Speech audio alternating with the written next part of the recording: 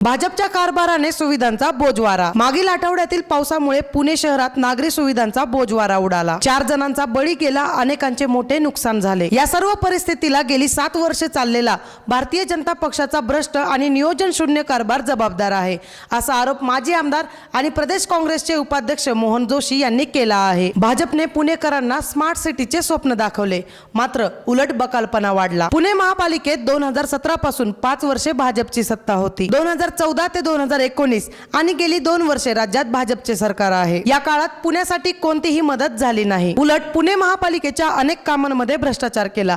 भाजपचे लोकप्रतिनिधी निविदांमध्येच रमले। मुळामुठा नदीकाठ सुधार योजनेचा गवगवा केला जात आहे। साठणाऱ्या पाण्याचा निचरा होण्यासाठी सक्षम वहन व्यवस्था नाही। नदीकाठी पूररेषा आखून नियोजन करण्याबाबतही चालढकल केली जात आहे। पुणेकरांनी याचा विचार करावा, असे मोहन जोशी यांनी म्हटले आहे। पूरस्थितीच्या आढाव्यासाठी केंद्रीय राज्यमंत्री मुरलीधर मोहोळ आणि पालकमंत्री अजित पवार यांनी स्वतंत्र बैठका घेतल्या। बिकट प्रसंगातही 2 मंत्र्यांमध्ये समन्वय नसल्याचेच अशा बैठकांमधून दिसून आले। त्यामुळे पालकमंत्री अजित पवार आहेत की मुरलीधर मोहोळ, असा सवाल मोहन जोशी यांनी केला आहे। अशाच ताज्या राजकीय घडामोडी पाहण्यासाठी आपल्या बातमी टीव्ही या YouTube चॅनलला लाईक, शेअर आणि सबस्क्राईब नक्की करा। धन्यवाद।